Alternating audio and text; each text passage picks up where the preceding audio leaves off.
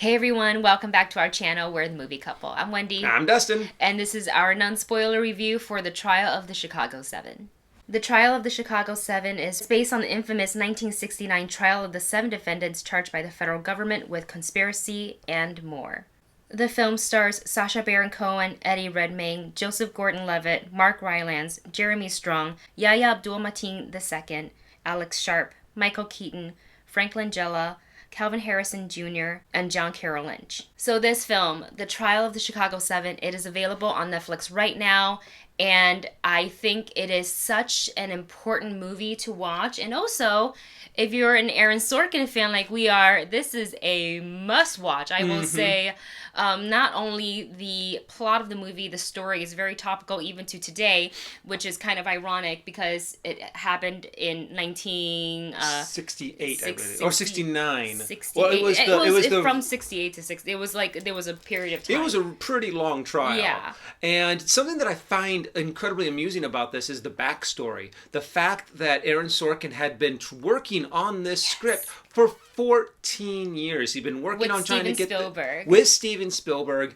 and the fact that it's kind of like they were like, "Oh, we want to get this out by the election." Of course, they meant, the election many, many years ago. Right. But the fact that it came out before this election, I find it to be a lot more appropriate. Yeah. Because, you know what? Any election that you would have put this in front of, it would have had such tangible relevance, kind of a thing. And I think these kind of movies are super important to make a new generation kind of be like, oh, I didn't even know that this happened. Right. So these kind of movies are very important. And we do want to clarify that the screening we went to, and thank you Netflix for the invite, it was at the Rose Bowl, and Aaron Sorkin was there, so he did like a live Q&A sort of a thing, was moderated, of course, and it was social distance because it was at a drive-in. But he did talk about how the film took 14 years to make and how he and Spielberg had talked back and forth because Steven Spielberg had wanted to make a movie about this infamous trial about like the conspiracy and surrounding these seven and Slash 8. 7/8 because Bobby Seale was also a part of the trial, played by Yahya Abdul-Mateen II, and he was like, I want to make a movie about this trial in 1969. Did you hear about it? And Sorkin's like, well, I've wanted to make a movie about this. So they started talking. Ironically, it took them 14 years to finally get it out. Also really funny, 14 years ago, I believe it was, and I could be wrong about this, Spielberg said to Sorkin, if anybody's going to play Abby, I want it to be Sacha Baron Cohen. Yes. And they offered the role to him. And of course, that was like 14 years ago. And so a year as the movie started to ramp up, Sacha was like, so you're not casting anyone else. I am playing Abby. And he did an amazing job. That is So something good. that I do have to say about every single actor in this movie, is that they did an awesome job.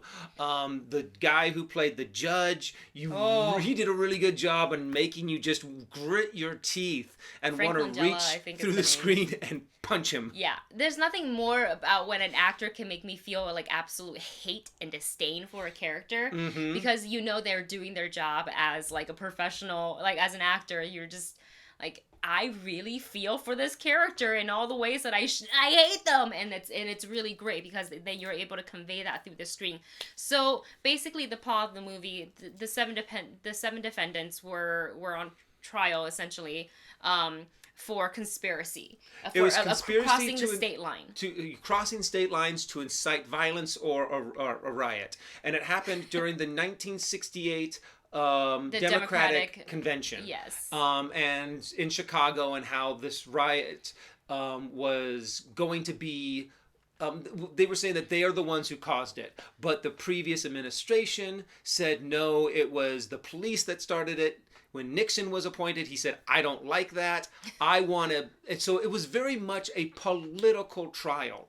And of course, the whole thing is, well, there's no such thing as a political trial. It wasn't a political trial, yeah. And then when we look back, you're like, yeah, the United States does things like this. It has done this for many, many years.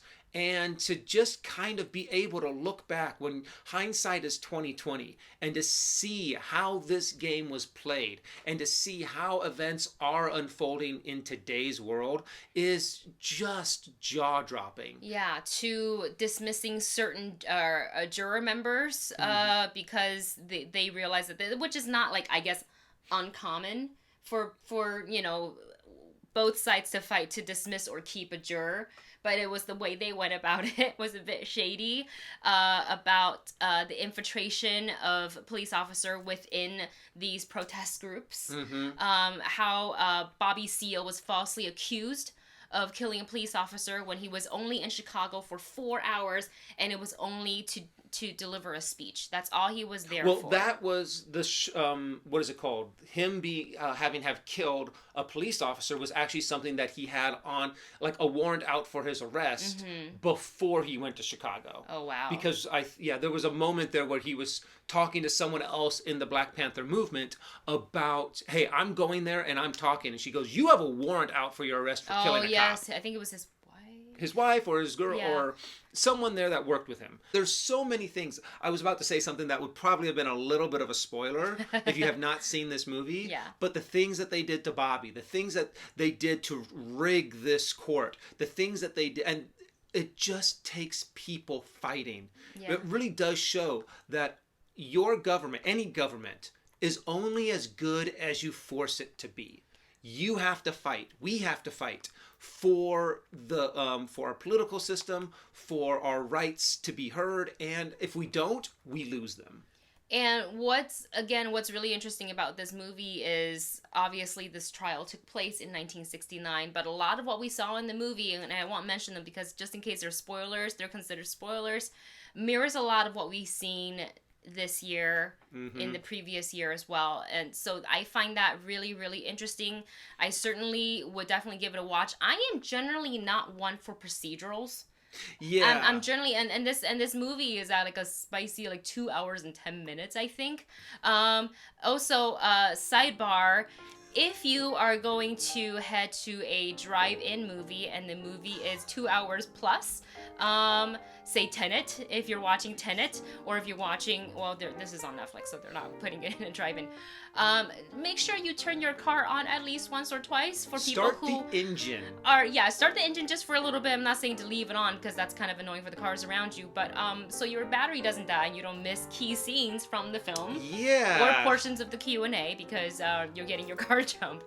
So that is our PSA from us to you, in case you've never been to a drive-in. At least start your car like maybe every 30 to 45 minutes, especially if you have the radio and some of the lights in the car, because it was really frustrating to when we were getting to a really juicy point in the movie and all of a sudden Yep. The sound and the lights went out in the car. And then all of a sudden, all the other cars are honking, instead of clapping. And I'm like, what's happening? So we actually, before we sat down, we had to turn, because it's on Netflix today, we actually turned it on and watched the parts we were missing. And we're like, oh man, that was such a key scene. That was kind of important. We missed, we kind of had a feeling what it was about already. Yeah. But it was certain lines in the dialogue that triggered the honking of the horns. And, it's a really fantastic film. I love it when like with Aaron Sorkin, the way he writes, the way he writes procedurals, and we can go all the way back to even Newsroom. Yes, which we're big fans of. Newsroom was so good. This movie, he captures that in this film, dealing with such a topical plot. Really, really enjoyed it. Highly recommend it. Mark Rylance is my MVP performer for this. They're all good, but Mark Rylance was my absolute favorite in the film. Him and Sacha Baron Cohen. Yes, my top two. I'd have to say my favorite was Sacha Baron Cohen. But what they did a really good job on all of the characters and doing justice on the dialogue, no pun intended, but to where the banter back and forth, and you really got to see the flaws and the the good traits Yes. of different characters. And there was one argument between Sacha Baron Cohen's character and Eddie Redmayne's and character. Eddie Redmayne's between character. Abby and Tom. To where they're like, well, you actually don't want the war to end, kind of a thing. How they're both fighting for the same thing, yet there is a lot of tension between the two because they're not seeing eye to eye on certain, like, well, I want to see it this way, and I wanted to see it this way. They're not able to. And we can't do it the way you do it because we don't have money like you do. Right. So don't spoil the rest for them. Yeah, but it's just a great dialogue between the two, and it's just a lot of good political. It's really it's very eye-opening. Yes, it's eye-opening. It's worth a watch. It's on Netflix now. Give it a go. If you're a Sorkin fan again, you will love it from the beginning. Like the way he opens the movie it's so rapid fire. It's very Sorkin, if you will. Yes. Yes. So we'll go ahead and rate it as we would if we saw it at a theater. We saw it at a drive-in, so it kind of applies. And What is your rating, Dustin? Check it out. Check it out. This is a good movie to see. It fits during the times. It has a lot of current social relevance. Yes, and for me, I'm between like a check it out and see it opening night. Like I enjoyed it that much. Yeah, I think the writing is brilliant. The direction is brilliant. The performance is flawless. And the story itself, you just have to watch. You may not even know about the trial of the Chicago 7 until, I feel like this is a lot like, I honestly don't remember reading about it while I was in school, or like reading about it after I left school. There's a lot of things that I'm finding out that I'm like, why didn't I learn about this in school? I really I'm trying really hard to remember, but I don't think any of my classes covered it. And I did a whole bout of like history classes too, and I don't remember it being covered in high school or in college. So, but who knows? Maybe my memory is failing me. Anyway, you guys, that is our non-spoiler review for the Trial of the Chicago 7. Please give it a watch. Again, it's on Netflix. Thank you so much for watching this review. If you enjoyed it, hit that like button, subscribe, and we will see you in the next video. Bye.